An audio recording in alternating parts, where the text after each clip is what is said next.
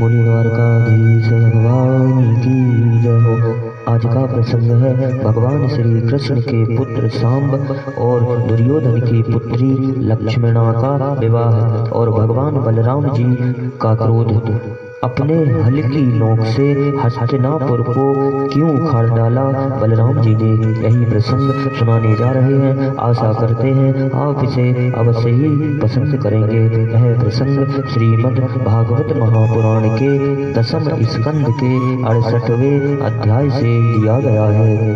श्री सुखदेव जी कहते हैं कि हे राजन, जामवंती नंदन सांब अकेले ही बहुत बड़े बड़े वीरों पर विजय प्राप्त करने वाले थे। वे स्वयंवर में स्थित दुर्योधन की कन्या लक्ष्मणा को हर लाए। इससे कौरवों को बड़ा क्रोध हुआ। वे बोले, यह बालक बहुत ढीठ है। देखो, इसने हम लोगों को नीचा दिखाकर बलपूर्वक हमारी कन्या का अपहरण कर लिया है। वह तो इसे चाहती भी ना थी। अतः इस ढीठ को पकड़कर बांध लो। यदि यदुवंशी लोग रुष्ट भी हो जाएं तो वे हमारा क्या बिगाड़ेंगे। वे लोग हमारी ही कृपा से हमारी ही दी हुई धन धान्य से परिपूर्ण पृथ्वी का उपभोग कर रहे हैं। यदि वे लोग अपने इस लड़के के बंदी होने के समाचार सुनकर यहाँ आएंगे तो हम लोग उनका सारा घमंड चूर चूर कर देंगे और उन लोगों के मिजाज वैसे ही ठंडे हो जाएंगे जैसे संयमी पुरुष के द्वारा प्राणायाम आदि उपायों से वश में की हुई इंद्रियां। ऐसा विचार करके कर्ण, सल, भूरिश्रवा, यज्ञकेतु और दुर्योधन आदि वीरों ने कुरुवंश के बड़े बूढ़ों की अनुमति ली तथा सांब को पकड़ लेने की तैयारी की।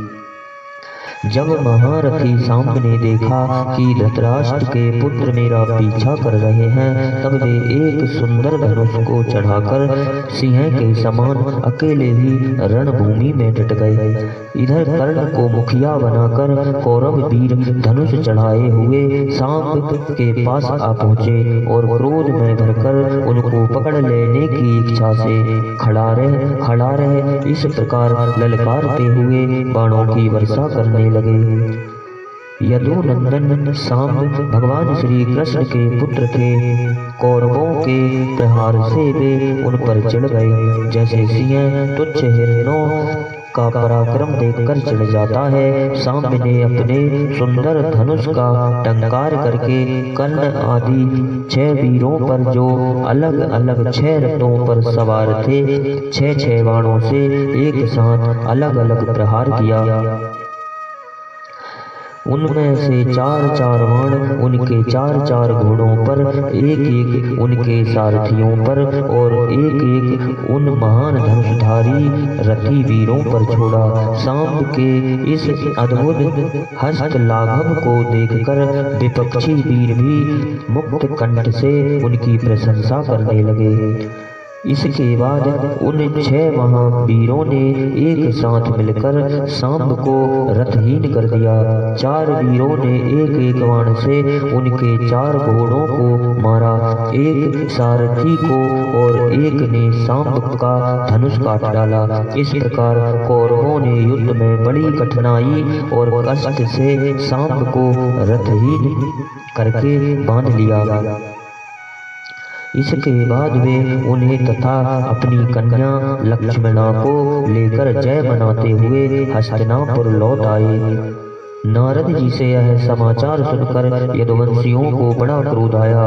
वे महाराज उग्रसेन की आज्ञा से कौरवों पर चढ़ाई करने की तैयारी करने लगे। बलराम जी कलह प्रधान, कलयुग के सारे पाप ताप को मिटाने वाले हैं। उन्होंने कुरुवंशियों और यदुवंशियों के लड़ाई झगड़े को ठीक न समझा। यद्यपि यदुवंशी अपनी तैयारी पूरी कर चुके थे, फिर भी उन्होंने उन्हें शांत कर दिया और स्वयं सूर्य के समान तेजस्वी रथ पर सवार होकर हस्तिनापुर गए। उनके साथ कुछ ब्राह्मण और यदुवंश के बड़े बूढ़े भी गए। उनके बीच में बलराम जी की शोभा ऐसी हो रही थी मानो चंद्रमा ग्रहों से घिरे हुए हों। हस्तिनापुर पहुंचकर बलराम जी नगर के बाहर एक उपवन में ठहर गए और कौरव लोग क्या करना चाहते हैं इस बात का पता लगाने के लिए उन्होंने उद्धव जी को धृतराष्ट्र के पास भेजा।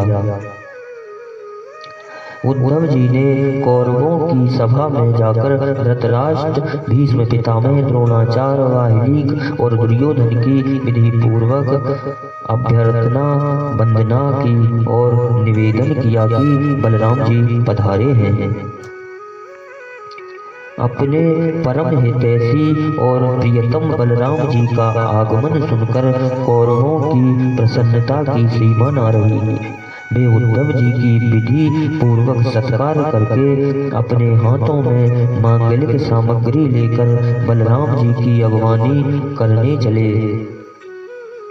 फिर अपनी अपनी अवस्था और सांब के अनुसार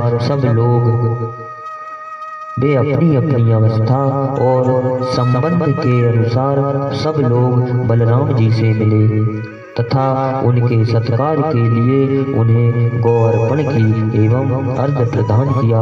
उनमें जो लोग भगवान बलराम जी का प्रभाव जानते थे उन्होंने सिर झुकाकर उन्हें प्रणाम किया। तदंतर उन लोगों ने परस्पर एक दूसरे का कुशल मंगल पूछा और यह सुनकर कि सब भाई बंधु सकुशल हैं, बलराम जी ने बड़ी धीरता और गंभीरता के साथ यह बात कही। सर्व समर्थ राजाधिराज महाराज उग्रसेन ने तुम लोगों को एक आज्ञा दी है, उसे तुम लोग एकाग्रता और सावधानी के साथ सुनो और अविलंब उसका पालन करो। उग्रसेन जी ने कहा है, हम जानते हैं कि तुम लोगों ने कईयों ने मिलकर अधर्म से अकेले धर्मात्मा सांब को हरा दिया और बंदी कर लिया है। यह सब हम इसलिए सह लेते हैं कि हम संबंधियों में परस्पर फूट ना पड़े, एकता बनी रहे। अतः अब झगड़ा मत बढ़ाओ, सांब को उसकी नववधू के साथ हमारे पास भेज दो। बलराम जी की वाणी वीरता, शूरता और बल पौरुष के उत्कर्ष से परिपूर्ण और उनकी शक्ति के अनुरूप थी। यह बात सुनकर कुरुवंशी क्रोध से तिलमिला उठे। वे कहने लगे, यह तो बड़े आश्चर्य की बात है, सचमुच काल की चाल को कोई टाल नहीं सकता। तभी तो आज पैरों की जूती उस सिर पर चढ़ना चाहती है जो श्रेष्ठ मुकुट से सुशोभित है। इन यदुवंशियों के साथ किस प्रकार हम लोगों ने विवाह संबंध कर लिया, ये हमारे साथ सोने बैठने और एक पंक्ति में खाने लगे। हम लोगों ने ही इन्हें राज सिंहासन देकर राजा बनाया और अपने बराबर बना लिया। ये यदुवंशी चवरपंखा, शंख, श्वेत छत्र, मुकुट, राज सिंहासन और राजोचित शैया का उपयोग इसलिए कर रहे हैं कि हमने जानबूझकर इस विषय में उपेक्षा कर रखी है। बस अब हो चुका, यदुवंशियों के पास अब राज चिन्ह रहने की आवश्यकता नहीं, उन्हें उनसे छीन लेना चाहिए। जैसे सांप को दूध पिलाने वाले के लिए ही घातक है, वैसे ही हमारे दिए हुए राज चिन्हों को लेकर ये यदुवंशी हमसे ही विपरीत हो रहे हैं। देखो तो हमारे ही कृपा प्रसाद से तो इनकी बढ़ती हुई और अब ये निर्लज्ज होकर हम ही पर हुक्म चलाने लगे। जैसे सिंह का ग्रास कभी भेड़ा नहीं छीन सकता, वैसे ही यदि भीष्म, द्रोण, अर्जुन आदि कौरव वीर जानबूझकर ना छोड़ दें, ना दे दें, तो स्वयं देवराज इंद्र भी किसी वस्तु का उपभोग कैसे कर सकते हैं। श्री सुखदेव जी कहते हैं कि राजन, कुरुवंशी अपनी कुलीनता, बांधवों, परिवार वालों, भीष्मादि के बल और धन संपत्ति के घमंड से चूर हो रहे थे। उन्होंने साधारण शिष्टाचार की भी परवाह नहीं की और वे भगवान बलराम जी को इस प्रकार दुर्वचन कहकर हस्तिनापुर लौट गए। बलराम जी ने कौरवों की दुष्टता अशिष्टता देखी और उनके दुर्वचन भी सहे। अब उनका चेहरा क्रोध से तमतमा उठा। उस समय उनकी ओर देखा तक नहीं जाता था। वे बार बार जोर जोर से हंसकर कहने लगे, सच है जिन दुष्टों को अपनी कुलीनता, बल, पौरुष और धन का घमंड हो जाता है वे शांति नहीं चाहते। उनको दमन करने का, रास्ते पर लाने का उपाय समझाना बुझाना नहीं बल्कि दंड देना, ठीक वैसे ही जैसे पशुओं को ठीक करने के लिए डंडे का प्रयोग आवश्यक है। भला देखो तो सारे यदुवंशी और भगवान श्री कृष्ण भी क्रोध से भरकर लड़ाई के लिए तैयार हो रहे थे। मैंने उन्हें सने सने समझा बुझाकर इन लोगों को शांत करने के लिए, सुलह करने के लिए यहाँ आया। फिर भी ये मूर्ख ऐसी दुष्टता कर रहे हैं। इन्हें शांति प्यारी नहीं, कलह प्यारी है। ये इतने घमंडी हो रहे हैं कि बार बार मेरा तिरस्कार करके गालियां बक रहे हैं। ठीक है, पृथ्वी के राजाओं की तो बात ही क्या, त्रिलोकी के स्वामी इंद्र आदि लोकपाल जिनकी आज्ञा का पालन करते हैं वे उग्रसेन राजाधिराज नहीं हैं। वे तो केवल भोज, वृषणी और अंधक वंशी यादवों के ही स्वामी हैं, जो सुधर्मा सभा को अधिकार में करके उसमें विराजते हैं और जो देवताओं के वृक्ष पारिजात को उखाड़ कर ले आते और उसका उपभोग करते हैं। वे भगवान श्री कृष्ण भी राज सिंहासन के अधिकारी नहीं हैं। अच्छी बात है, सारे जगत की स्वामिनी भगवती लक्ष्मी स्वयं जिनके चरण कमलों की उपासना करती हैं वे लक्ष्मीपति भगवान श्री कृष्ण चंद्र, छत्र, चवर आदि रजोचित सामग्रियों को नहीं रख सकते। ठीक है भाई, जिनके चरण कमलों की धूल संत पुरुषों के द्वारा सेवित गंगा आदि तीर्थों को भी तीर्थ बनाने वाली है। सारे लोकपाल अपने अपने श्रेष्ठ मुकुट पर जिनके चरण कमलों की धूल धारण करते हैं, ब्रह्मा, शंकर और मैं लक्ष्मी जी जिनकी कला की भी कला है और जिनके चरणों की धूल सदा सर्वदा धारण करते हैं, उन भगवान श्री कृष्ण के लिए भला राज सिंहासन कहाँ रखा है। बेचारे यदुवंशी तो कौरवों का दिया हुआ पृथ्वी का एक टुकड़ा भोगते हैं, क्या खो। हम लोग ज्योति हैं और ये कुरुवंशी स्वयं सिर हैं। ये लोग ऐश्वर्य से उन्मत्त घमंडी कौरव पागल सरीखे हो रहे हैं। इनकी एक एक बात कटुता से भरी और वे सिर्फ पैर की है। मेरे जैसा पुरुष जो इनका शासन कर सकता है, इन्हें दंड देकर इनके होश ठिकाने ला सकता है, भला इनकी बातों को कैसे सहन कर सकता। आज मैं सारी पृथ्वी को कौरव विहीन कर डालूंगा। इस प्रकार कहते कहते बलराम जी क्रोध से ऐसे भर गए मानो त्रिलोकी को भस्म कर देंगे। वे अपना हल लेकर खड़े हो गए। उन्होंने उस हल की नोक से बार बार चोट करके हस्तिनापुर को उखाड़ लिया और उसे हस्तिनापुर को डुबाने के लिए बड़े क्रोध से गंगा जी की ओर खींचने लगे। हल से खींचने पर हस्तिनापुर इस प्रकार कांपने लगा मानो जल में कोई नाव डगमगा रही हो। जब कौरवों ने देखा कि हमारा नगर तो गंगा जी में गिर रहा है, तब वे घबरा उठे।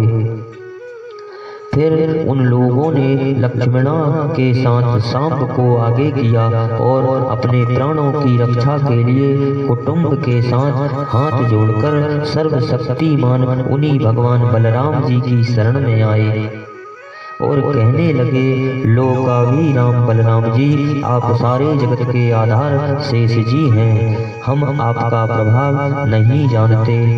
हम लोग मूढ़ हो रहे हैं, हमारी बुद्धि बिगड़ गई है, इसलिए आप हम लोगों का अपराध क्षमा कर दीजिए। आप जगत की स्थिति, उत्पत्ति और प्रलय के एकमात्र कारण हैं और स्वयं निराधार स्थित हैं। सर्वशक्तिमान प्रभु, बड़े बड़े ऋषि मुनि कहते हैं कि आप खिलाड़ी हैं और ये सब के सब लोग आपके खिलौने हैं। हे अनंत, आपके सहस्त्र सहस्त्र सिर हैं और आप खेल खेल में ही इस भूमंडल को अपने सिर पर रखे रहते हैं। जब प्रलय काल का समय आता है तब आप सारे जगत को अपने भीतर लीन कर लेते हैं और केवल आप ही बचे रहकर अद्वितीय रूप से शयन करते हैं। आप जगत की स्थिति और पालन के लिए विशुद्ध सत्वमय शरीर ग्रहण किए हुए हैं। आपका यह क्रोध, द्वेष या मत्सर के कारण नहीं है, यह तो समस्त प्राणियों को शिक्षा देने के लिए है। समस्त शक्तियों को धारण करने वाले सर्व प्राण स्वरूप अविनाशी भगवान, आपको हम नमस्कार करते हैं।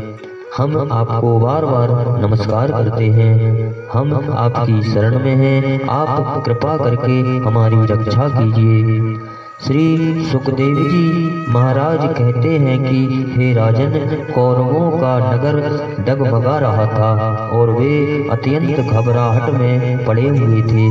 जब सब के सब कुरुवंशी इस प्रकार भगवान बलराम जी की शरण में आए और उनकी स्तुति प्रार्थना की, तब वे प्रसन्न हो गए और कहा, डरो मत। ऐसा कहकर उन्हें अभयदान दिया।